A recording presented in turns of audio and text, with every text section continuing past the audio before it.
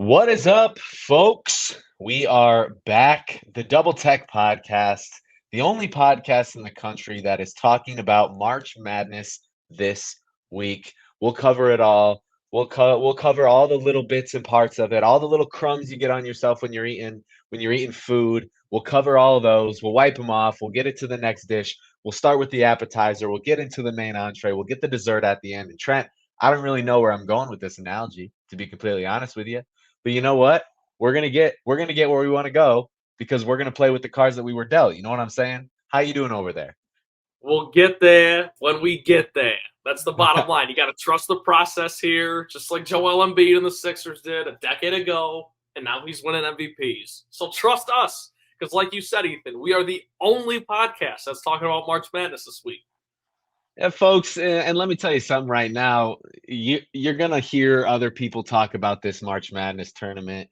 You're getting prime, top of the line Wagyu steak cut beef analysis and information right here on the Double Tech Podcast. You can't get this information really much anywhere else. We're going to give you our insights. We're going to give you our looks into the game, how we feel. We're going to talk about data. We're going to talk about statistics. Trent's got a lot to bring to the table as this is quite literally his wheelhouse. But, folks, we know that this is upon us. It is March. It is now March 18th as we film. We have our first four games entering tomorrow. Before we start this proverbial ball from rolling, Trent, I want to ask, man, how was your weekend? You know, we took a little break. We had St. Patrick's Day. We had conference tournaments for NCAA. How are you doing right now? Can we get a weekly check-in? Can we get a My check-in on how we're weekend doing? was, I appreciate it. I appreciate it. My weekend was very good. I went across the state of Florida. I went over to West Palm Beach to visit a buddy from college who he's a broadcaster for minor league baseball. So there's a lot of baseball Hey, going on down here in Florida this time of year. So I went over to visit him on Saturday, and then Sunday, I got back pretty early, and I texted you. I was like, "Hey, dude, I forgot it's St. Patrick's Day. Like, can we right. record Monday?" And you were like, "Yeah." So St. Patrick's Day, I just went down to a block party. It was a good time. Yeah, Um, I still made it back to watch the selection show, hence my sure. handwritten brackets here because I'm fired up. It's the best time of year to be a sports fan, in my opinion, but that's kind of a hot take. How you doing, brother? You know, I'm doing good. And folks, let me tell you something. This man, Trent Bally, is ripping handwritten brackets like it's 2011. Okay. This kind of stuff doesn't happen anywhere else except on the Double Tech podcast. If you are listening on Spotify, why don't you go ahead, maybe pit stop on over to the YouTube channel, see some true gentlemen at work here, hit the subscribe button, hit the like button, whatever you got to do to show some love to the Double Tech because Trent, Double Tech to the moon. You know what I'm saying? So, I'm doing good. I'll kind of talk about my weekend for a second here. I know the people want to hear about March Madness, but we got to make this, we got to make it personable. We got to relate a little bit. I went to Kansas City this weekend. Went to hang out with my girlfriend and her family. They flew in, went around, had the most barbecue I've ever had in my entire life. I had this weekend. A lot of food. Kansas City barbecue is pretty good. I'd love to hear other takes on that. If you got other barbecue, what was the word I'm looking for? Recommendations, drop them in the comments because if there's one thing I love more than sports, it's food. So talk to me nice. Had a lot of barbecue, got to see some parts of the town. It was really fun hanging out with them. Sunday was when we were supposed to film, but I was actually traveling too. So you said you were at your St. Patrick's thing. It was probably going to be I wasn't going to be my best self on Sunday night. Nah, So we took a me either. day. We took a day to recover. I had work, but I usually have work. And then now we're here, all eyes on March Madness, all eyes on the podcast. We love this. Okay. And we are here to deliver something great. So, with that being said, Trent, shall we open this up to discussion? Absolutely. Let's do it. What you got? All right, so we're going to kind of shoot from the hip as we go along here. We didn't have a specific plan on how we wanted to talk about this, but what we do know is we got a lot of takes. So, Trent, what I want to start with, I know you're somebody who has a lot of information for us about a lot of different teams today. I want you to talk about let's talk about how conference tournaments ended. Let's go a little chronological here. Let's talk about how conference tournaments ended and what you saw on Selection Sunday. So did you notice anything glaring about the way that the tournaments ended versus how Selection Sunday panned out? Do you think anybody got snubbed? Do you think anybody got in that shouldn't have got in? I want to hear your thought process on that. So here's the real interesting thing about conference tournament championship weekend is, and I'm talking the big conference tournaments because on our last episode we talked about the Missouri Valley, which ended up being a really good one. We talked about our Stetson Hatters, all Go sorts of Hatters. the low mid majors. But this was Big 10, Big 12, Big East. That's when you got to see all that stuff, and it was great. The interesting thing with that is the Big 10, the SEC, the Ivy League, just name a few. I think there's a couple more conferences that do their championship game on Sunday. Okay. The problem is the bracket is revealed at 6:00 p.m. on Sunday, and therefore the bracket's pretty much set on Saturday night, right? Like they kind of know what they're doing. The committee has put it together, and they're not really going to budge unless there's any bid stealing going on. Now, I will say this: in a situation like the Ivy League, Yale won at the buzzer, and that might have shifted their view a little bit. Now Yale's a 13 seed, so it's not really like that's moving the needle a whole lot. But the biggest thing from conference tourney weekend is Saturday. That's what you really got to look at. Sunday doesn't end up mattering in the big picture at all. And Saturday delivered. We had the Big East. We had UConn running away with it from Marquette in the final 10 minutes of that one, kind of establishing themselves as, I don't know if you've seen, but all the national pundits are picking UConn. Like everyone and their mother is picking UConn to win it all this year and go back to back. Trouble is that's hard to do. On Saturday, we had Wisconsin upsetting Purdue, who ended up getting a 1 seed, of course. We had Wisconsin upsetting Purdue in the Big Ten tournament. Otherwise, Purdue might have gotten that number 1 overall seed. So there were some factors at play, but nonetheless, Ethan, for someone like me, it was just sensory overload, overstimulation all day, all weekend. It was fantastic. Yeah. No, I'm completely the same way. I was watching these games and I was like, it seems like I was constantly checking my phone. Like it felt like fantasy football on a Sunday Yeah. when you're just like constantly checking the stuff. But that's what it is, conference tournaments, it's action at every single turn. So what I want to know though is, what I didn't know is that, like you said, it's Saturday's kind of all that matters at the end of the day. Like that's when the big things happen. Did you think there were any teams that got left out of the tournament? Yeah, I would have put Indiana State in over Virginia in particular. Now, so we talked about this on our last episode. This is good because continuity. Follow up. Nothing better than a good follow up. But we talked Right. about how Drake and Indiana State, one of those two teams, was going to get the Missouri Valley bid. The difference is Drake stole it, quote unquote. And you and I texted about this right after it happened. Yeah. Indiana State finished 29th in the net and missed the tournament. They're the highest ranked net team to miss the tournament in history. So, a little bit of a travesty there. I would have liked to see them make it. But other than that, man, I can't beat the table. Like St. John's maybe could have made it. Providence maybe could have made it. The Big East in general got screwed pretty much because they were projected to get like 5 teams in. They end up only getting 3. So people were pretty much up in arms in that. But I can't complain, Ethan, because the benefactor of that was the Mountain West. And I love the Mountain West. I love me some Mountain West basketball. So, the only team I would really beat the table for and say they definitely should have been in was Indiana State. And like I said earlier, I have thrown over Virginia, who play in game as I think a 10 seed, 10 or 11 seed. Yeah. So, yeah, I don't think Virginia deserved to play in. They're staggeringly boring. Indiana State hasn't been there since 2011. I would have thrown them a bone. Yeah, I can agree with that. I saw some stats on Indiana State, and I also saw that they had that net ranking of 29th. And who wouldn't have loved to see Kareem Abdul-Jabbar I in the know. March Madness tournament? They are really Such missing out on a prime time opportunity.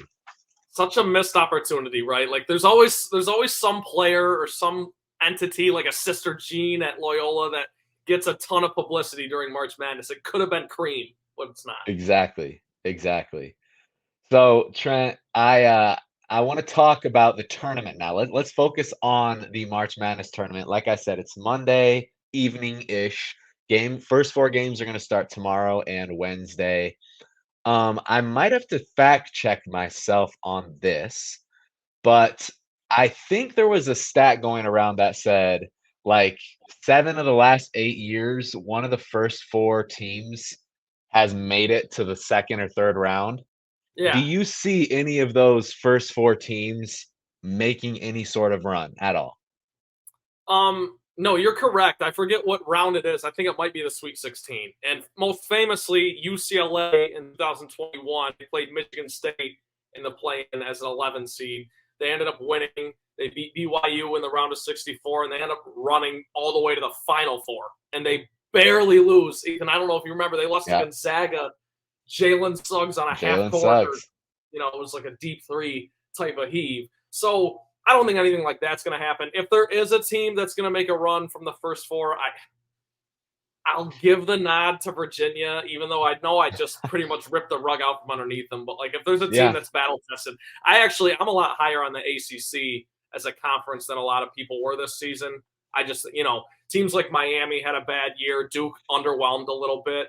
But yeah, all in all, I think the conference top to bottom is better than people were giving it credit for. So I'll give Virginia a chance. But to answer your question, I think it's kind of a weak year for the first four, to be honest. And that honestly speaks to how deep the bubble was, which is hmm not a bad problem to have. I mean, there are a lot of bubble teams, and I just happen to believe the committee kind of got some of those bubble teams wrong, like we just talked about. So therefore, I don't think the teams that are in the first four per se are going to be viable competitors to make any sort of run. yeah. It's weird as somebody who's definitely not as invested in college basketball to be watching conference championship week. So like me, I wasn't really invested the whole season, but as I'm watching championship week, I'm seeing teams like St. John's, Providence, Pittsburgh was another one where I'm like, Yep. these guys are really good. And then come to see the bracket, and I'm like, where are these teams?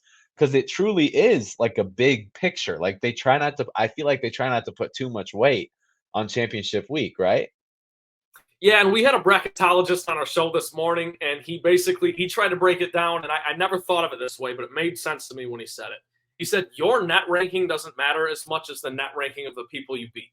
So if you beat teams that are in that quad one or close to the top of the net, that means a lot more than where you end up, because it's more about your resume than where what your own numbers are, if that makes sense. Yeah. And those things go hand in hand to an extent. But when you're talking about these razor thin margins like a Providence or a St. John's or a New Mexico that got in, stuff like that, or a Pitt that got left out, who I would have loved to see make it, then that's when you really start to look at who'd you beat. It's not so much how good what your ranking is, because you're all kind of right there in the same basket. It's who has the best win, who has the most impressive resume. So I'm with you. Yeah. Yeah. So, I mean, I would have also agreed with Virginia, by the way, when you said which of the four teams had the best chance to, make somewhat of a run. I think when push comes to shove, a defensive team is going to be the one that you can rely on. Now, Virginia has their woes, but they're typically a pretty good defensive team. So, if anybody, I would choose them out of that crew. Let's head to the meat and potatoes, though. Let's head past the first four. It's Thursday, 12 o'clock Eastern time, 11 o'clock Central. I don't know the other time zones. And let's dive right in, Trent. We got a bunch of games going on, but I want to start region by region. Okay. First region is the East region with the UConn at the 1 seed. You got Iowa State at 2, Illinois at 3, Auburn at 4, San Diego State at 5. And I'm not going to read off everybody because if you care enough, just pull the app up yourself and follow along with us, or the website or whatever you do it on. Trent, I want to hear one team from this group that you think is overhyped. And then I want to hear one team that you think is underhyped. And then I want to hear, and if you're going to connect that underhyped team, maybe talk about one team that you think is going to make a run in this region, and ultimately who you see coming out. So I threw a lot at you right there. But basically, I want to go through every single region just like this. So first, give me your overrated and underrated team. So we're in the East region. This will end up in Boston, Massachusetts. The overrated team. I'm going to come out firing, E. It's UConn. And I'm not saying they're overrated because they're not worthy of the hype. I'm just saying every single person is picking UConn. And Hmm. I never like that. That never sits well with me. It's March Madness. It's one game. You got an 8 or a 9 in FAU or Northwestern in the second round potentially that you're going to have to beat. And those two teams were battle tested and you could argue a better conference. Big East only gets 3 teams in. Northwestern's coming from the Big Ten that got 6 teams in. Could have been 7. So I'm going to say UConn's overhyped. I think they're worthy of the hype. It's just they're getting a lot of it, if you know what I mean. Underhyped, I promise I won't do this for every region, but I'm going to do the 2 seed, Iowa State, for a couple reasons. Number one, I think UConn's getting a lot of the energy and the attention in the East, and kind of a double-edged sword. Iowa State was talked about right up until the 11th hour about maybe getting that last 1 seed, and they didn't get it. So not only did they not get the last 1 seed, or the last 1 seed, they got the first 2 seed, and they get thrown in with UConn, who's the number 1 overall team in this tournament. So I don't know much about the Cyclones. I'm not gonna lie. Didn't watch a whole lot of Big 12 this year, but I think that team is pretty under the radar. And Ethan, your last question, a team that I think could actually make a run here, Auburn, the 4 seed. One SEC tournament. I love Auburn, by the way. Love Auburn.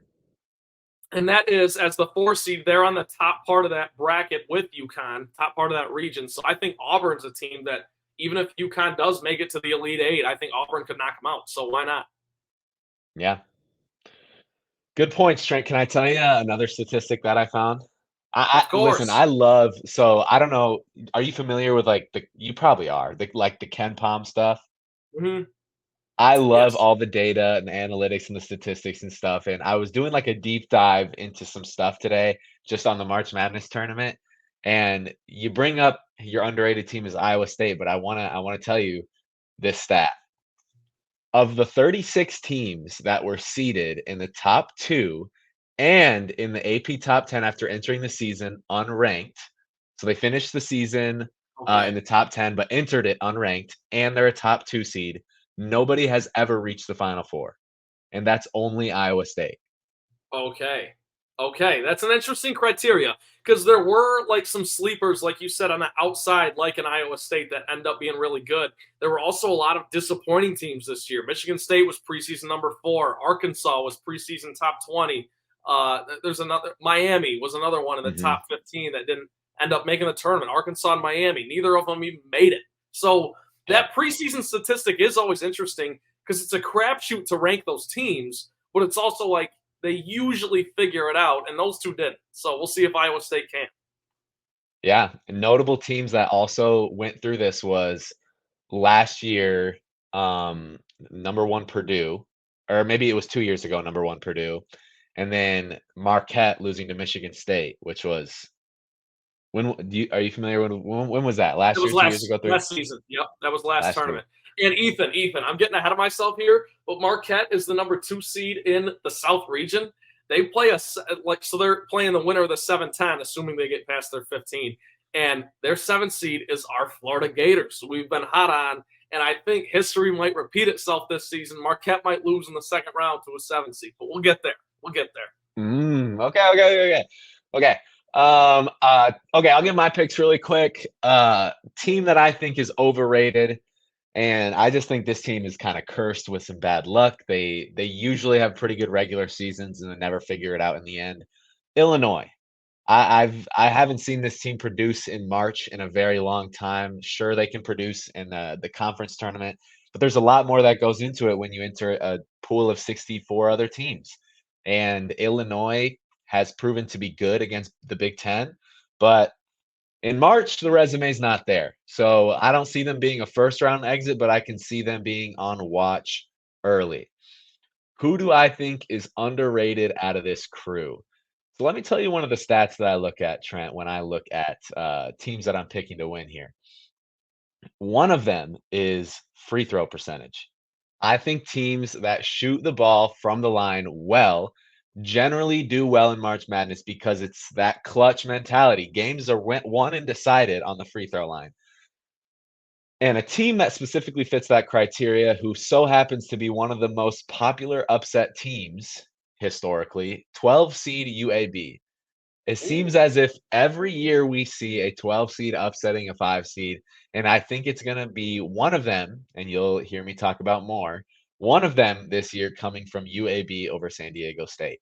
Another team that I think is low key going to make a run, possibly ending Iowa State in the second round, would be Drake. Drake is a very offensive minded team. They shoot the ball better than like 98% of the teams in the country, talking about field goal percentage. So not only are they shooting it well, they're taking good shots and shooting them well. And I think that's a team.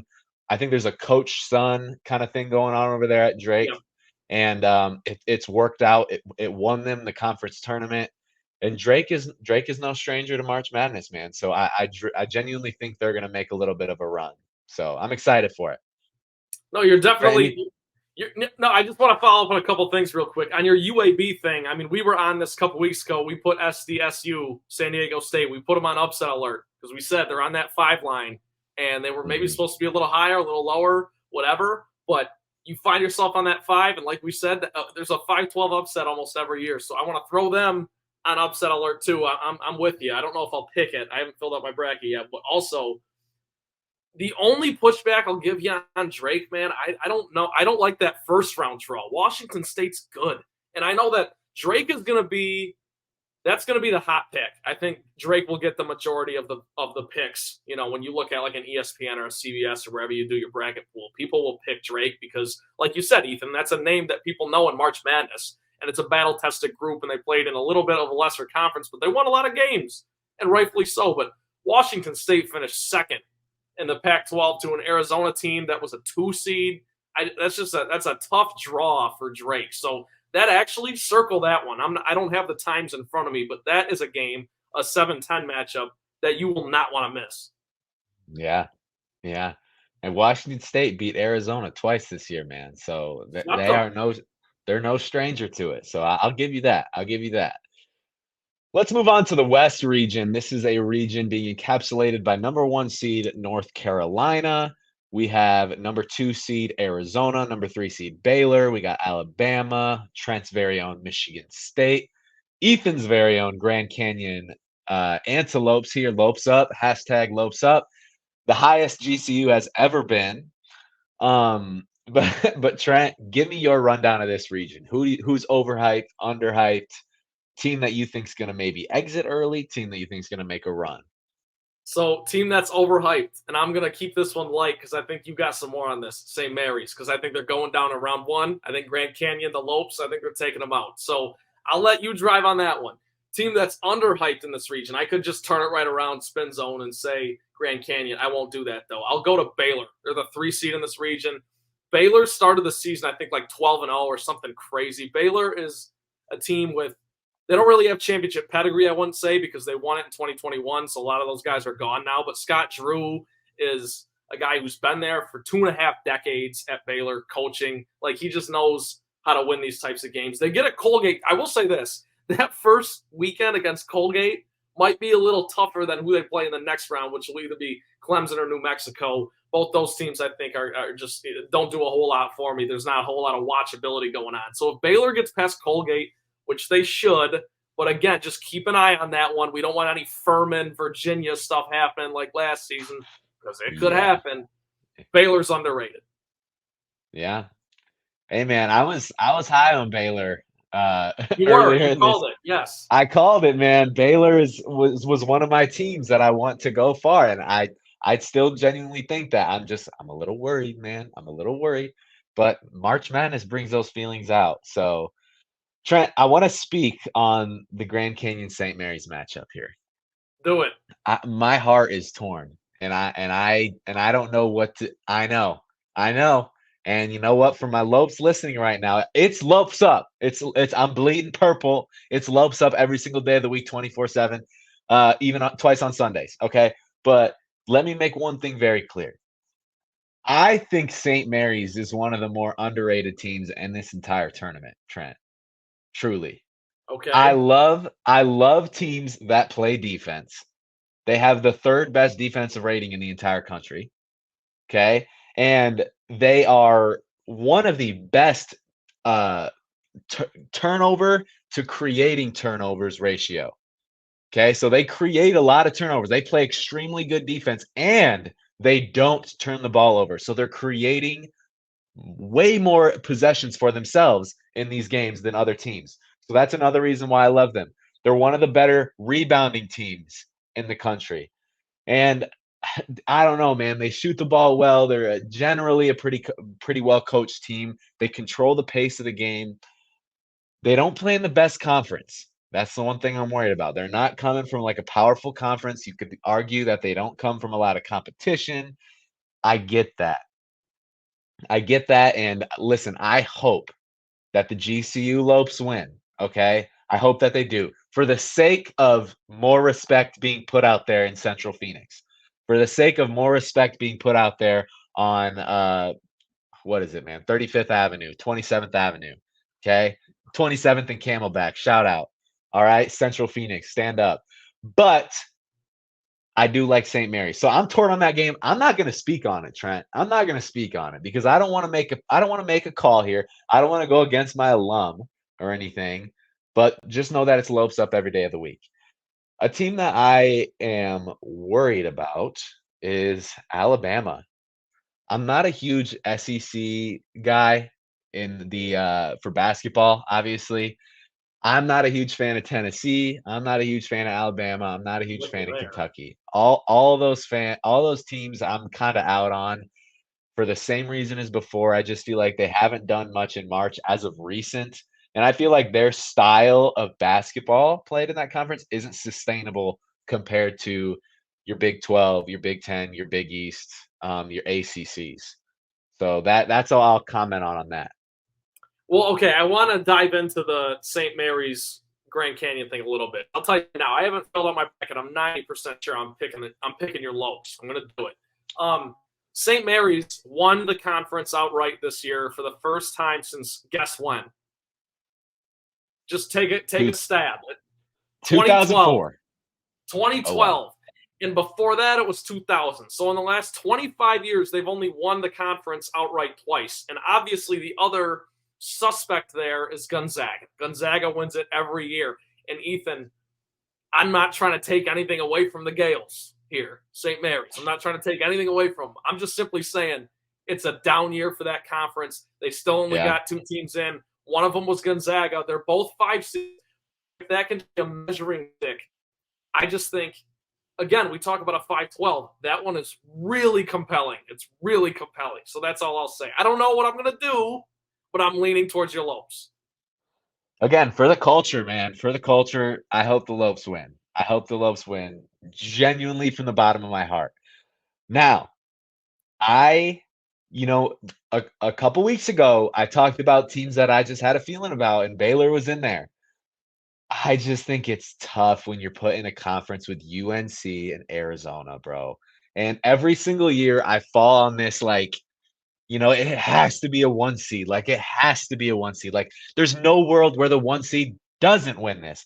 And North Carolina, 2 years ago, like Cinderella team, like they won it all, like and it was great. Everything was up in flames. It was awesome. Last year, extremely disappointing. Do I have that right, or am I mixed around? So here's what happened. So you're pretty much right. 2 years ago, they go to the final, they lose to Kansas in the final, and it was like a big historic thing. Then last year, they were preseason #1 entering the season, in November, and they missed the tournament outright, straight up missed it. So they really, really underachieved. Then Caleb Love, maybe their best player. You can argue it's Armando Bacot, but Caleb Love transfers to Arizona, and he's now their best player as a 2 seed in that region. So that would be something if it's Arizona versus UNC. That's just something to keep your eye on. But you're right, E. That's what ultimately I'm trying to say is I think this is going to end up being a 1 versus 2 Elite 8 situation with UNC and Arizona. That's the only scenario that I see happening there. 2 phenomenal teams. That's how I see it playing out. We talk about the KenPom statistics. Since 2002, when KenPom began tracking it, 20 of the 21 national champions have finished top 25 in adjusted offensive and defensive efficiency. So 20 of the 21 national championships were top 25 in both offensive and defensive efficiency adjusted. So I wanted to wait to give this one out, but like here are the teams that fit that criteria: UConn, Purdue, Arizona, Auburn, Houston, Creighton, Marquette, and North Carolina. And North Carolina and Arizona, the 1 and 2 seeds from that conference, I think it's going to be one of those two in the end. I think UNC has a lot more veteran leadership out there, being a storied organization, guys that have been there and been there through some tough times like last season. So I see North Carolina coming out of this one where a 1 seed is going to be bringing it down, holding down the Final Four. Hey, you can probably count on one hand the amount of players that can guard Armando Bacot in the paint. So, I mean, if you're going to play that type of basketball, if you're going to spread the floor with the wings and the other 4 guys on the floor, they can beat anybody. Obviously, they're a 1 seed. So I don't hate that. I don't hate it. Mm-hmm. What do you think, Trent? Who do you think is going to come out of there? I'm going to take Arizona, but I don't like it. Okay. Everything I say has the asterisk next to it. I haven't done the bracket yet. There's sometimes when you start filling out the bracket and you get the 2 teams in front of you and you just have a feeling, but I have a feeling right now without physically filling out the bracket, because I always do write it out because I like to see it in front of me. I'm liking Arizona out of this region. And I also like Baylor too a lot. I like both those teams a little more than UNC, but nothing would surprise me. Actually, I shouldn't say nothing would surprise me. It would surprise me if it's not one of those 3. If it's not a top 3 seed in this region. This region, I think top to bottom is the weakest, if that makes any sense. Yeah. Trent, how many brackets do you make, by the way? 1. You make 1 bracket. 1 bracket guy. And look, some years, Ethan, that works out great. And since you got the fantasy football trophy over your right shoulder, I should throw this in there. You mean this thing? I'm the reigning champion in March Madness. I'm the reigning champion for a bracket pool. I won it last year, okay? There's other years where I am out by the Sweet 16 because I picked like Illinois or Purdue to win it. I've never picked Purdue. I just am using that as an example. But to pick one of those teams, then they lose. They're frauds, and it kind of takes away from the viewing experience, and that kills me. Yeah. But last year was a good year, so we're trying to build on that. But neither here nor there. 1 bracket, E. Do you do 1 or do you do multiple? I do multiple. I like to shoot from a lot of different angles. I feel like right when the bracket comes out, I'm going to do my like first instinct. Then I'm at different times of the day, I'm going to revisit the bracket and be like, okay, well, now that I've sat with this, does anything change? So like I will fill out a bracket chronologically. Like I won't sit down and fill out 8 of them. I'll do like 1 every few hours. You know what I'm saying? I'll do like 1 in the morning, 1 in the evening, 1 the next day when I wake up and I'm like just bored in the morning, sure, I'll do it. But I feel like ultimately I get to a point, I'll usually end with like 6 to 7. And I like to pick different winners with different scenarios that play out. Different groups that I'm in, I like to shoot from the different angles, like I said. Trent, do you have you strike me as the type of person that would have like a routine for like you filling out your bracket? Like you said, you put it all on paper. Oh yeah. What do you do? Do you like turn the lights off, throw on a couple candles, and you're like getting intimate with this thing, or how does it look with the bracket? It's not so much about the process of filling out the bracket. It's more about the preparation. Okay, so starting last night because we record here on a Monday. The selection show was yesterday at 6 p.m. Eastern, which is the time zone I'm in. So as soon as the bracket's released, the process takes about a half hour for them to announce everything, 45 minutes. Then I write everything on paper. For YouTube viewers, this is just, I got 4 pages, 1 per region. I write it down, and I just look at it.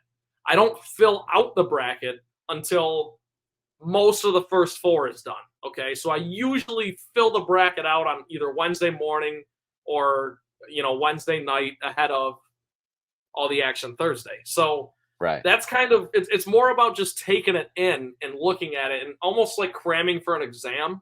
I mean, there have been years where I've just tried to shoot from the hip and do it on instinct, and it hasn't gone so well. So I like my current format. But Ethan, I'll tell you this, just a little bit of a side tangent. So because of what I do for a living, I always get people that like friends and family that will text me. They'll be like, "So what do you think this year?" And I'm like, with the Super Bowl or with the NFL playoffs or before the MLB season, like anything, like people, I Yeah, have no problem with it. But for March Madness specifically, I'm like, guys, I don't know because you just never know. You cannot predict this stuff. You just can't, exactly.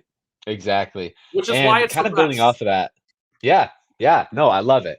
Building off that, I almost hate giving sports advice because now like with this like recent like boom of sports betting, people could be like placing money off of your opinion, Right, and now that you're accountable for somebody's like finances in a way, it right. like it feels that much worse when it doesn't go the way that you said it would, you know? So Yeah, I always I kind of, totally agree. I find myself giving the politician answer most times than not. I'm like, well, I like this team, but this team also could win. I'm just like, And then at the very end, you're like, gamble responsibly. yeah, right. Throw the Covering all hotline in your there. losses there. Yeah, yeah, Right. covering all your losses. So I'm with it. Okay. Well, that was the West. A lot of good teams in that region there. Let's move on to the South, highlighted by number 1 seed Houston. We got number 2 seed Marquette. We got number 3 seed Kentucky. We got Duke. We got Wisconsin. And Trent, if this was a bracket 8 years ago, this region would be sick. This region would Boy. truly be sick if you had the Dukes, the Kentuckys, the Floridas, the Wisconsins of the mid 2010s. This would be really fun to watch. But personally, I think this is one of the weaker regions in my opinion. Uh Trent, I can start on this one. I think an overrated team is Kentucky. I think Kentucky is one of those SEC teams again who I feel like don't do much. I feel like they're kind of resting on their laurels a little bit of their history. Usually met by pretty young guys. They got the number 1 prospect in the entire NBA draft this year in Reed Shepherd. Do they still have Oscar Shibwe there? No, no. He's in the NBA. They don't. They don't. They don't have Shibwe anymore. Where did he go? Pacers. He was. Really? Do you remember that whole ordeal with Giannis wanting the game ball, and he was ticked off about Yeah. it and had to go grab the game? Oscar Sheway was the one who had the ball because he scored his first points in the league. Oh, jeez. So Jeez. but whatever. Super insight. But I'm Yeah. with you, Kentucky. Sure. Reed Shepherd, he's a really good player. Don't get me wrong. I think Kentucky's overrated. I think the SEC conference overall is just pretty overrated. There's one team in the SEC conference that I actually do like, and they go by the name of the Auburn Tigers, and they will be making a run, in my opinion. But you can take out Kentucky, you can rule them out. Trent, I had another pretty good stat that I can pull up here. Ready for this one? Yes. What's up? No team has ever won a national championship after losing its first game in the conference tournament. Nobody. So that rules out Tennessee, Creighton, Kentucky, and Duke, Kansas, and Alabama. So you got Tennessee, Kentucky, and Alabama, 3 SEC teams who, in my opinion, overrated. But anyways, Duke and Kentucky, both in this region, both lost the first game in the conference tournament. Both statistically have a 0% chance of winning the conference or the national championship. But again, Okay. I that's like numbers. that. That's numbers. That's numbers. That's not me. That's why I love data so much, is because it's not me that's saying it. I'm just looking and telling you what the Right. data says. So with the data, 0% chance that Kentucky and Duke win it all. Now, will they win their first round game? Who am I to say? Right? I love the Cinderella story of Oakland making it to their first ever NCAA Yes. championship. I Yep. don't, that's awesome for the state, awesome for the city. I don't know much about Vermont, if you want my honest opinion. I love Wisconsin, so I don't see them as being a 5 seed that loses against James Madison. This is going to sound chalky. I think Florida is a little bit overrated, Trent. I think if Florida's a little bit overrated, and I think Marquette's a little bit. I think this is a clear cut, and this is going to sound chalky. This is what I'm saying. I think Houston is clearly miles ahead out of this entire region. Dude, I'm not going to disagree with you, but I do think there's a lot of ways to attack this. Like, you just made a lot of points that I know. slightly disagree with. Okay, I don't know where to start. Like, first of all, James Madison has a 12 to beat Wisconsin, and that's another 12-5 to look at. James Madison, 31-3. They're a 3-loss 12 seed. I mean, they beat Michigan State to start the year, and then they kind of dropped off a little bit, but they were nationally ranked at one point this season. Houston, it kind of seemed like Houston's year was last year.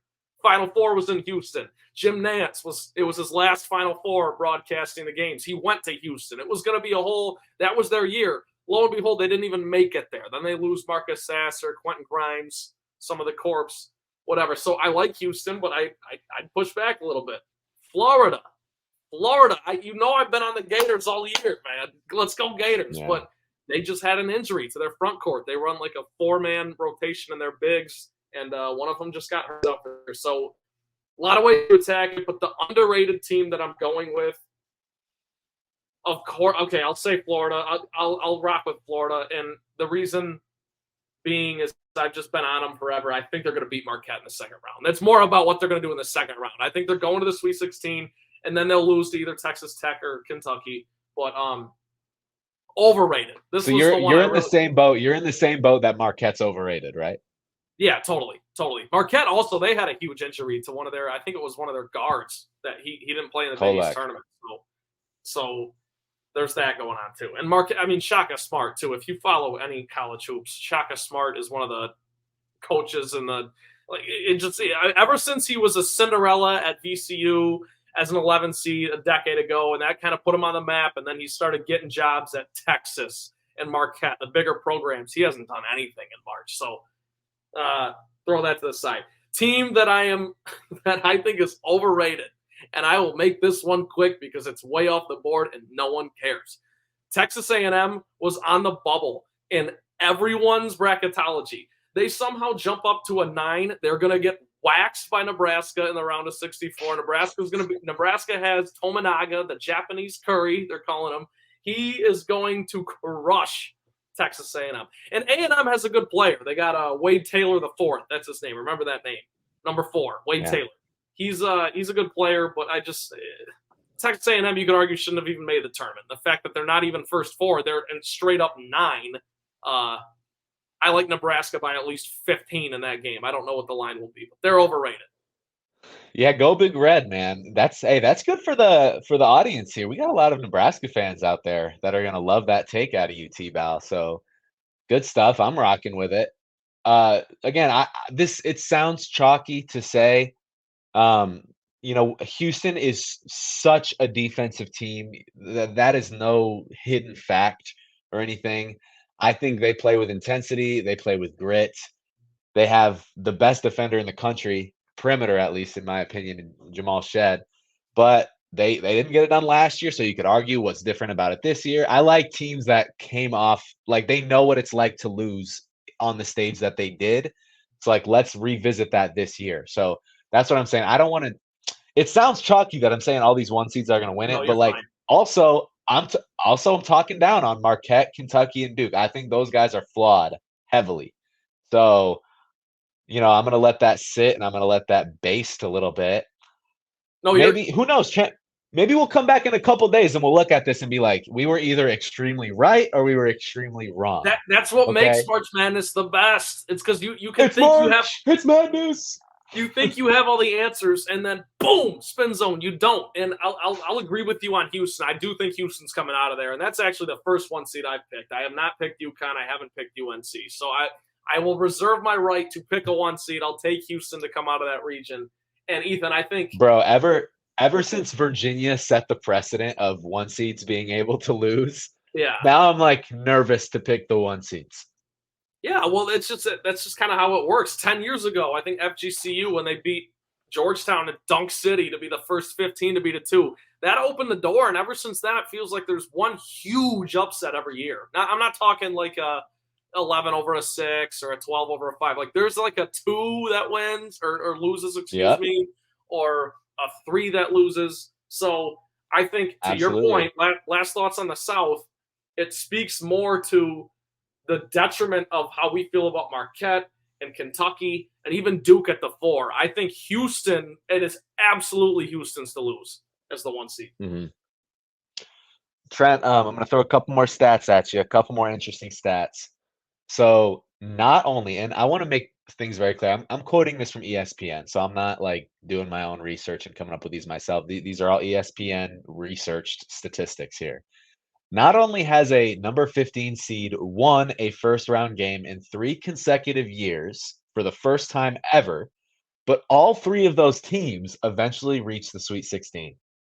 Unbelievable. Unbelievable. St. Peter's did it. Who else did it? Was it Princeton? Princeton last year Okay. and Oral Roberts. That's right. That's what they beat Ohio Remember State. Oral Roberts? Yeah, they beat Ohio State. That was a great day. That was a great day. And speaking on our first 4 stat in the beginning of the episode, 11 of the 12 tournaments, at least one first 4 team has advanced to the second round. So not only do they win the first 4, but they make it to the next round. So that's 11 of the last 12 tournaments. Okay. Okay. Anyways, maybe it matters to you, maybe it doesn't. Let's move on to the last region, the Midwest. The mighty Midwest, the Dust Bowl, Windy City. I don't even know. Where is this Final Four going to be? Detroit. It's in Detroit. Detroit. At Little Caesars? Yep. Word. Okay. All right, this region is highlighted by number 1 seed Purdue, fraudulent. Number 2 seed Tennessee, number 3 seed Creighton, go Blue Jays. Number 4 seed Kansas, Gonzaga, and et cetera, et cetera. Do your own research. Trent, give me a rundown. Dude, this region blows. Like I'm talking. Whoa! Okay. So I was on the record earlier. I think the West might be the weakest from top to bottom, but this, I mean, you want to talk about frauds, Ethan. We have so many candidates in this region. Purdue lost to a 16 seed last year, hasn't been to a Final Four since 1980. Tennessee, we know Rick Barnes' track record, and we already got a sneak peek of that last week when they lost the first game of the SEC tournament as the odds-on favorite. And by the way, that game wasn't even close. They got smacked, okay? Then the 3 seed Creighton made a run to the Elite Eight last year. Give them some credit. But again, the committee and the analytics are down on the Big East. They don't think the Big East had a great year, and that's where Creighton came from. So maybe a bit fraudulent. 4 seed, Kansas. They're going into the first round with only 3 of their 5 starters. They got 2 guys hurt. At least that's as of now. I don't know if Dickinson's going to play, and the other guy's name escapes me. But they're basically down 2 starters in round 1.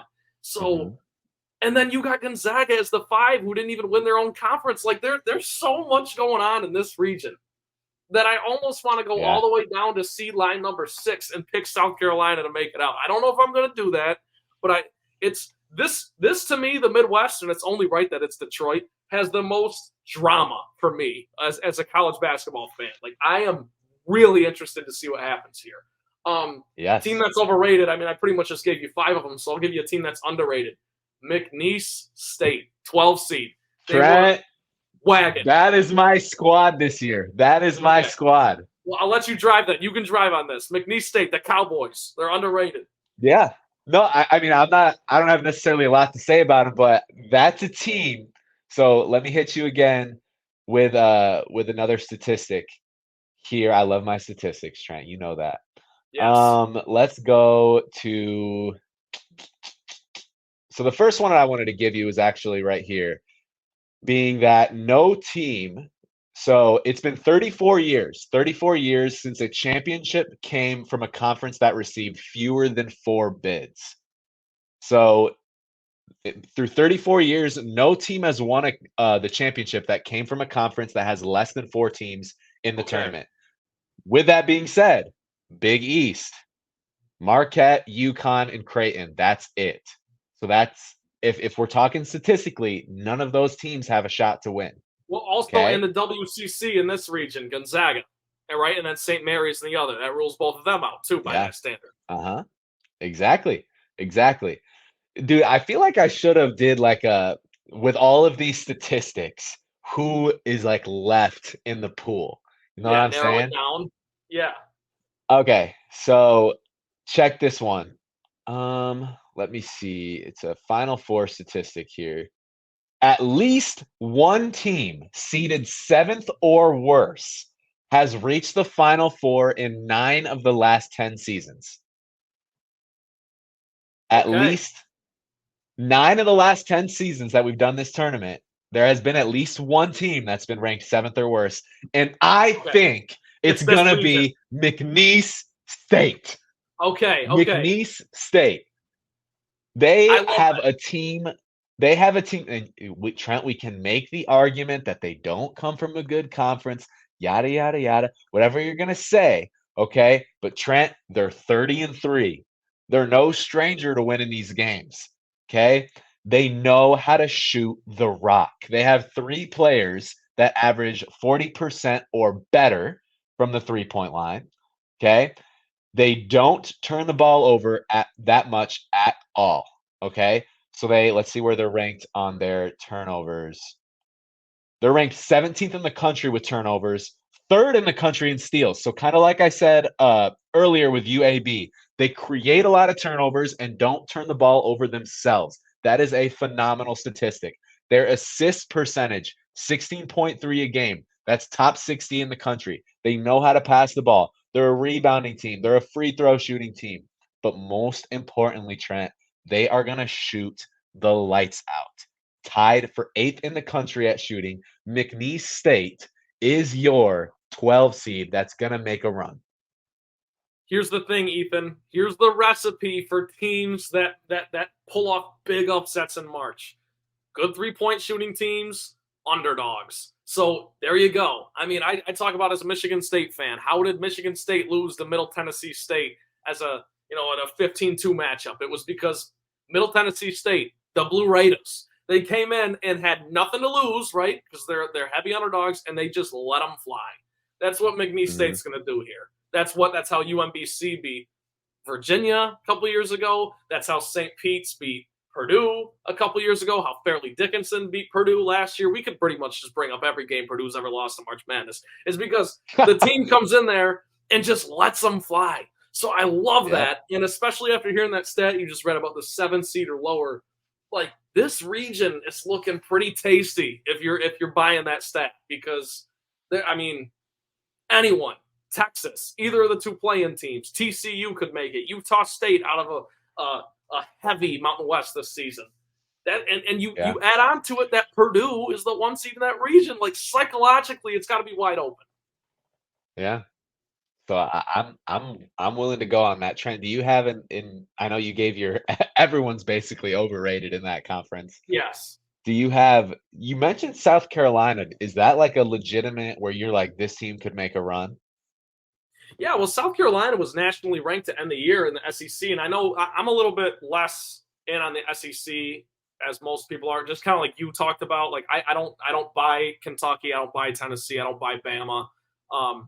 I love Florida and I love South Carolina. I love some of those middle teams that are I just think the conference in general didn't really have a blue chip team this year. Does that make sense? Yeah. I mean, even Auburn, Yeah. like even if you love Auburn, they're a 4 seed. They're not necessarily projected to do anything crazy. So I think in these circumstances, I mean, if South Carolina was the 6th seed and say the West region, they were playing New Mexico, I probably wouldn't feel so good about them. But the fact that they get to play Oregon from the Pac-12, I think that's a 3-bid conference. So I don't know. I just think when you look at it top to bottom, it's like I don't like 1 through 5, so give me 6. That's South Carolina, but we'll see. Yeah, we will see. Trent, that's basically our round of 64 rundown. What I want to do right now is I want you to give me a team. Who do you think is the 1 seed that is going to exit first? Who do you think the 1 seed will be that will exit first? Let's start there. And then I got a couple more questions for you. So this is a little counterintuitive because I have spent all season long on this podcast ripping Purdue. However, I do think they play in the most fraudulent region. I think they could easily make a run to like the Elite Eight and then lose there. So I'm not going to pick Purdue. I'm going to say North Carolina. And the reason being, they got to play. I think Michigan State's winning that first game, and then they're going to play Michigan State. That's going to be a dogfight. So even if they get past Michigan State, then you're looking at they got to play Grand Canyon, Bama, Charleston, like these teams that I think would then be a team of destiny. And UNC just they got those demons from a couple of years ago. And really, to be honest with you, Ethan, this is more of a question of like which team do I like from the Sweet 16 the most? Because I do think all 1 seeds are going to make it to the Sweet 16. And in that case, man, I like UNC's matchup the least. But what do you think about that? Which 1 seed's losing first? Dude, like you said, I think all the 1 seeds are pretty pretty decent odds to make it to the Sweet 16. I don't know, man. I think you're a little biased with that Michigan State pick. I don't know how I feel about Michigan State. Obviously, I'm a huge Tom Izzo guy, even though I'm not a Michigan State fan. Grew up going to his camps. He's a phenomenal coach. 26 straight March Madness, right? Yep. 26 straight tournaments. So I'm here for that. I'm here for that. But I don't know. I don't know if it's going to be their year. But talking about the question at hand, Purdue. Purdue is going to get bounced ASAP. I think they're frauds. I think if Edie is having a bad game, then they're not going to do anything trust about it. Trust me. I'm with you on that. I got to pick my Spartans. But dude, so you think McNeese? I'm looking at the bracket. Like you think McNeese State is going to beat Purdue, which I don't. I think they could. I'm not doubting it. I'm just looking. But I don't even. But listen, I don't even know if I'm not even gonna like say that Purdue's gonna make it to the Sweet 16. Like I think they have a good shot, but like I think they could go down to the wire with Utah State. Like I think there's just a lot of things that could come into play there. So I think Purdue could get bounced quick first. I think UConn and North Carolina and Houston all have phenomenal veteran leadership on that team who like they've gone through it in like tough conferences. I could argue that I don't know if like Purdue's had a super tough route. They they lost in a heartbreaking game against Wisconsin. So in the Big Ten championship, I don't want to put too much weight on that game, but no, but I don't know. Dude, your point is very well taken. Like I think everyone that's watched college basketball over the last, forget we could go the last 15 years since Matt Painter got there, but I'll just say even the last 5 years. Purdue has flamed out every single year. So it's kind of like it's not really if, it's when with Purdue, and if they don't, it's like a waiting game. And if so, I'm not putting anything past them. I don't mean to be cliche. I think they're gonna win in the first round this year. I don't think they're gonna lose to a 16 seed 2 years in a row. But you bring up a good point that you got a good Utah State team, you got a good TCU team in the next round. So I'm not putting anything past them. Nothing. Yeah. What are you gonna do? All right. Well, one more question, Trent. Give me a team that's ranked 10 or lower that you feel the most confident in making somewhat of a run. 10 or lower that you feel the most confident in making somewhat of a run. I'm scanning the bracket right now. 10 or lower.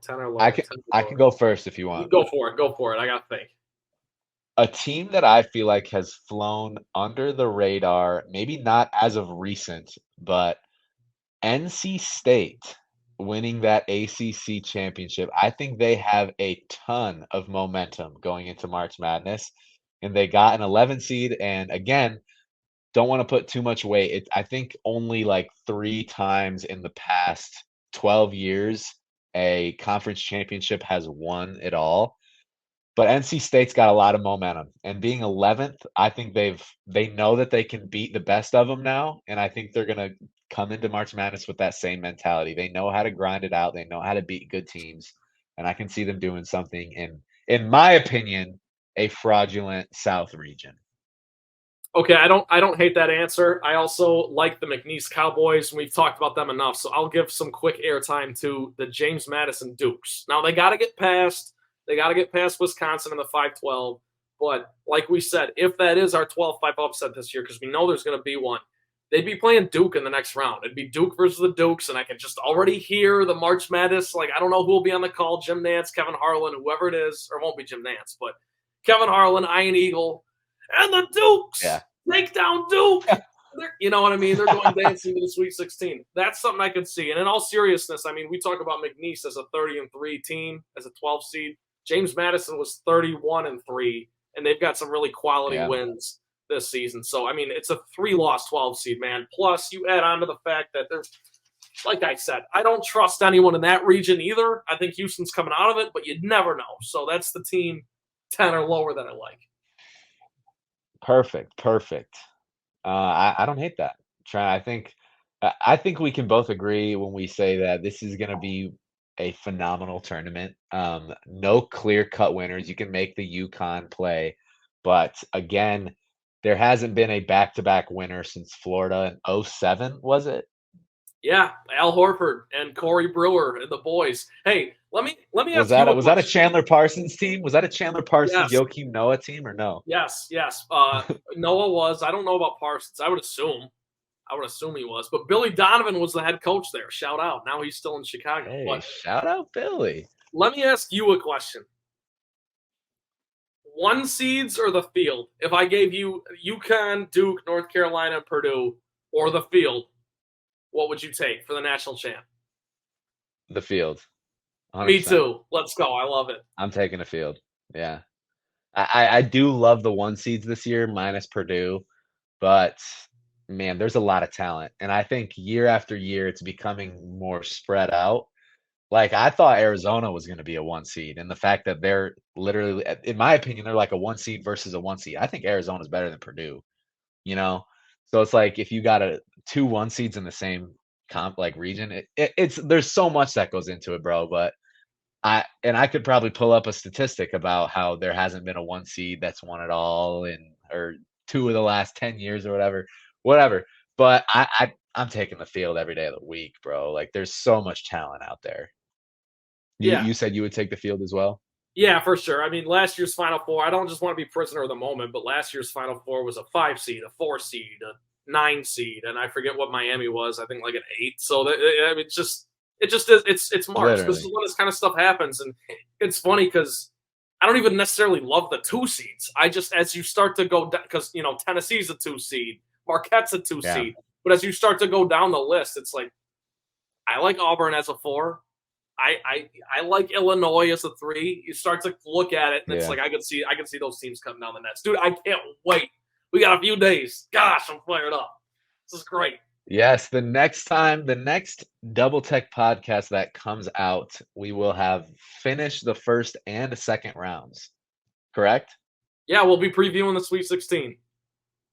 Yes, we'll be previewing the Sweet 16. So it'll be kind of fun to like measure up how we did with our picks, holding ourselves accountable. Obviously, we'll hand up accountability.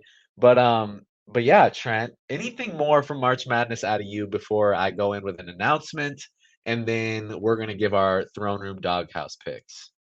No, I got no. I mean, I got a lot of thoughts, but I don't want to bore anyone with anything else than we've already get. We've already provided an hour of March Madness content. That's pretty good, Ethan. That's pretty good. That is pretty good. And you know what, Trent? I have no doubts that we could go 2 hours, if you want my honest opinion. Oh, we could go game by game, like you talked about before we started recording. I love a little game by game action, man. I love a little game by game. But listen, we love you, folks. We love you so much that we wanted to actually do something special for you guys. So me and Trent came together, and we decided, what is a way we can boost some engagement with the people that listen, with our audience members? How can we maybe gain some new listeners? So what we did is we created ourselves a little bracket pool here, a little Double Tech podcast, little Double Tech faithful bracket pool for you. So what I want you to do is I want you to download the ESPN Tournament Bracket Challenge app, and I want you to search up the Double Tech. 3 words, all spaces, just the Double Tech. Our logo is a gray shoe, all right? And our password, let's talk about the password to join here. The password to join, TDT Podcast, all lowercase. TDT Podcast, all lowercase. One more time, the name of the group is the space double space tech, and the password is TDT podcast. Folks, we want the winner. And Trent, I haven't even told you about this, but this is my little stakes here. Whoever wins the bracket challenge will get a couple things. We will send you a t-shirt, team shirt, or whatever, team shirt of your choice, and winner will get a shout out in the throne room segment on our next podcast when the March Madness is over. So whoever wins the bracket pool, you get a t-shirt of your team choosing, and we will send that to you free of charge. And you get a shout out in our next throne room on the next episode, concluding the March Madness season. So one more time, that is the space double space tech, password TDT podcast. So that is number one. That is our big announcement. We hope you guys join that. We want to have some fun with it. We want to give you guys some stuff. Reward the people for listening and engaging with the podcast here. Number two, we have ourselves a throne room and doghouse pick. Trent, we can make this kind of quick because I know we've gone an hour and 5 minutes already. We don't have to do this for very long. Did you come with a throne room and doghouse for us, Trent? I sure did. I can start us in the throne room if you want. I'll give it to the one, the only, Kyrie Irving. Hit a great game winner the other day over Jokic. I mean, I don't know, only the about to be 3-time MVP, not a big deal. Kyrie Irving was off the rails in Brooklyn. He was off the rails in Boston after he left LeBron, and I just thought his career was kind of in the tank, and we weren't really going to hear much more from him. He's proven me wrong. So credit to Kyrie. He's been great for Dallas. They're kind of at the bottom of the play-in standings, so they kind of got to get it together a little bit. But as far as the antics too, Ethan, he's pretty much been on his best behavior. He hasn't really made much controversy. He hasn't made many waves. So shout out to Kyrie. Yeah. That shot was sick, by the way. That lefty floater, awesome. Falling away floater, whatever it was. That was dope. Dude, I saw MVP. Yeah, over the MVP. I read a comment that said Ramadan Kyrie is a top 5 player of all time. That's right. He's fasting. I forgot about that. And he talked about it after the game. He talked about how no food or water for 48 straight hours and literally went out and balled just like that, which is crazy. Crazy. I've done a 24-hour fast before, and like, dude, by the end of it, like, I can't even imagine going 2 days. But that's mind and body control, Trent. That's mind and body control. So I respect that. It sure is. I respect that. I'll give you my throne room pick, Trent. I got a large amount of people. I got a large amount of people for my throne room pick today, and that is live television networks. Okay. Because we are entering an era, March Madness, where your CBSs, your TNTs, your True TVs, this is where they bring in the big bucks. And I got to say something, Trent. I think, and I sat and I reflected on this, I think March Madness is one of the only sporting things going on that hasn't been like tainted by streaming services. And you can correct me if I'm wrong on that. March Madness, there's nothing in there that's like, it's only on Peacock. It's a Netflix special. You gotta get Paramount Plus. There's nothing like that. This is where live television is live television. You got 4 different channels with 4 different games. Whatever you want to watch, it's on. So I'm gonna give my throne room to live television and keeping that out of the streaming services' hands as we get into this modernized television era. So give me television networks for my throne room pick. I love that. It's Turner. Shout out to Turner. Remember the name because it's TNT, True TV, all those, TBS. It's that umbrella that really has, like you said, maintained control of the rights and allow us to just flip through cable. It's nice. Yeah. It's nice every now and then. I'll move to the doghouse for the first collar, and I'll make this quick because everyone's going to say I'm a hater. Juwan Howard got fired yesterday.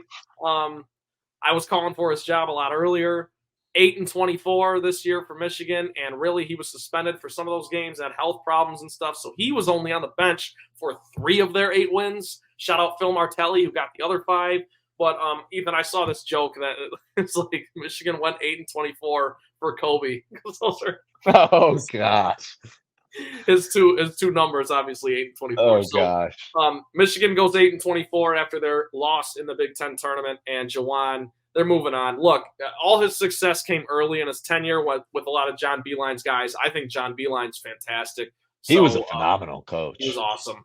And as a Michigan State fan, it actually pains me that they fired Juwan because I wish he was coming back and we'd have another 8 and 24 season out of Michigan. But Juwan Howard, you're in the doghouse, brother. I'm sorry. As a Michigan fan, I am not upset with that firing. People ask me at work all the time because I'm like the token Michigan guy.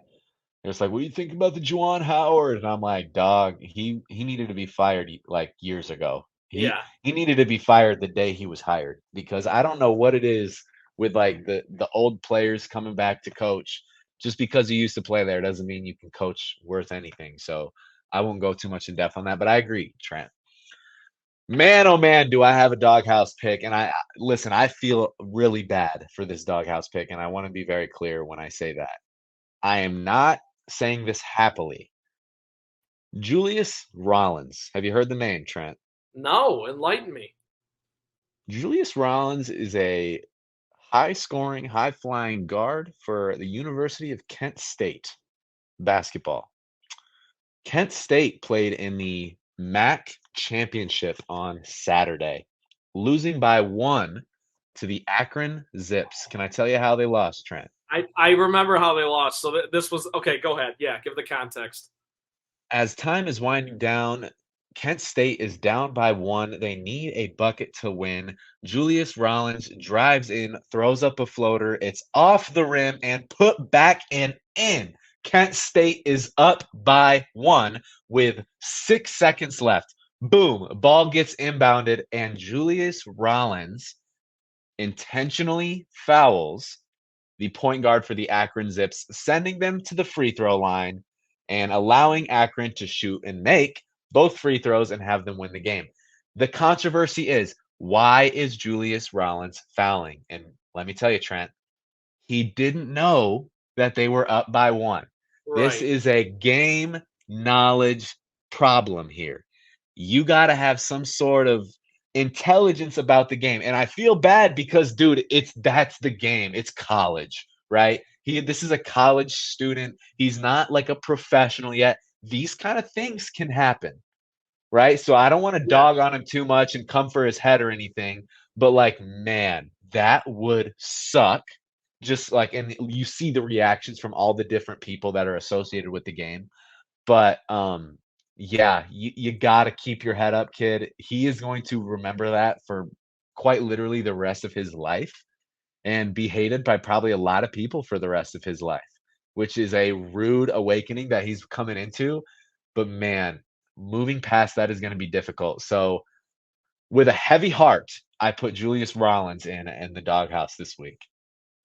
This is more over. It's like a facts over feelings pick from you. It's more Yes, facts than it is yes, I feelings. feel Yeah. extremely bad. I feel extremely bad because, like, you look at the Cleveland Cavaliers a couple years ago and J.R. Smith forgot how much time was left on the clock. We can come for him all we want. He is a professional basketball player doing that. He is making millions and millions of dollars to make that mistake. Of course, we can come for you. But look, man, this is a kid in a small conference from a small school doing something like that. And you're just like, as much as it pains you to watch, you got to have a heart for that kid and just like Yeah. immediate regret. Immediate regret. So yeah, that's my doghouse pick. Trent, any thoughts going with there? No, I mean I would maybe throw the coach's hat in the ring there. I'm not sure who the coach is for Kent State, but that's not coaching. I don't know if they had timeouts at the end, but you got to explain the situation, time score situation every time out. But yeah, that's really tough, especially in the conference tournament game, championship game, where it's like you're playing for a trip to the dance, and that's all that's on the Yeah, line. No big deal. literally. Literally. All right. Well, that concludes our throne room and doghouse. We have one more thing for you before we leave you out here. We're going to try and get this under an hour 20. But you know what? This is exclusive content. This is a privilege, man. We're going long today. Got a lot of information, a lot of stuff to give out. So I keep apologizing for the time, but you know what? People can Like skip this, through. yeah, skip through. This is fun, man. We got a little reflection and projection. And Trent, I'm switching it up on you. just like I do. Okay. Usually and traditionally, we have done teams where Trent has had to name as many players as he can from a certain team. I want to switch it up in the season of March Madness. Trent, I want you to name as many past NCAA champions in order, starting from last year and then just like literally working your way down. And I just want to see how many you can get. I just want to see how many. I don't I'm expect not you to gonna. know every I don't expect you to know every single one, but I would be interested to see if you can roll through. I'm not gonna make it nearly as far as I probably should in this, but I'll give it a shot. This is a great pick. I feel like I say that every week, but you are great at coming up with these creative. So last season, 2023, that was UConn. Season before that, 2022 was Kansas. Sure. Season before that, 2021. Oh God. See, I don't even remember. I gotta really rack the brain. 2021. These are like games where like I remember where I was when I watched this. You know what I'm saying? Yeah, I do. 2021. Oh, that was Baylor. Okay. Then Baylor. 2020, there was no tournament. Would have been Michigan State. Go green. 2019, it was Virginia. Okay, you're 20, all right so far. 2018 was Villanova. They beat Michigan. We were on spring break, Ethan. Yeah, and they waxed Michigan. Waxed them. Waxed Yes, them. it was Dante DiVincenzo, Jalen Brunson, a lot of NBA guys. Paul Bridges. 2017 was North Carolina. They beat Gonzaga, I believe. 2016, Villanova. That was the electric play at the buzzer. That was the awesome. shot, yeah. 2015, my Spartans were in the Final Four that year. Duke, Jahlil Okafor, Justice Winslow, Tyus Jones. I remember that team because I hate them. 2014 was UConn and Shabazz Napier. 13. Bro, you're killing this so far, by the way. Like I'm running out though. 13 was Louisville. They beat Trey Burke in Michigan. Louisville. 2012. 2012. Oh no. Oh, 2012 was it Kentucky? It was Kentucky. Okay. What a fool. That was Anthony Davis. I do not remember a ton about that run, but I just remember that was AD. 2011. 2011. Okay, I'm gonna say Kansas, but I don't think that's right. No, not right. No. 2011 is where we cut off. 2011 was UConn. Okay. Dang it. Coached by Jim Calhoun, not Kevin Ollie, Jim Calhoun. That was Kemba, wasn't it? I think it was Kemba. Dang it. Can you name any before that one? Obviously, your Florida back-to-backs. Yeah. So 2009 was North Carolina. 2010 was Duke. 2008 and 2007 was that the Florida years? I don't really. That's where I started to get fuzzy. But yeah, dude. 2008 was Kansas. Then 27 and 26 was Florida. Who? Okay, so Butler had like back-to-back years where they made it to the championship. Yeah. Who was on that team? 10 and 11. In 2010 was Gordon Hayward. He was their best player, and they actually he had a shot to win it and almost went in. Right, that was the shot, and that was the national championship.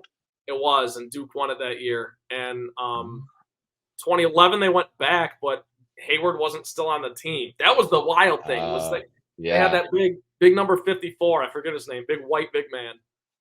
I don't remember what his name was, but he was the best player that year. And they lost again to who won in 2011? Who did I miss? 2011 was UConn. Yep. Yeah. Okay. So there you go. I don't know. That took some thought, but that was a great question. Great fun prompt in the spirit of the season. Yeah, my applause to you, man. Do you have a projection for us? You want to send us out into March Madness season with a quote, Trent? Very quick, low-hanging fruit. Future from 2015. We won like it's March Madness. That's all I got. Come on now. Here we are. You got to keep a reason for the season, and the season is March Madness, and the reason is college basketball. We are here. The madness. It's March. It's hoops. The drama. We are here to watch some basketball. This week is going to be amazing, folks. We appreciate you watching. We appreciate you listening wherever you are listening. If you're watching on YouTube, go ahead and hit that subscribe button. If you're watching on Spotify, go ahead and give us a follow, turn on that notification button, and rate us 5 stars if you like. If you want to support the program, support the mission, remember to join our ESPN Tournament Challenge, the Double Tech, and then lowercase password TDT podcast. Folks, we appreciate you listening. We love you, and we will see you in the Sweet 16, baby. We will see you later.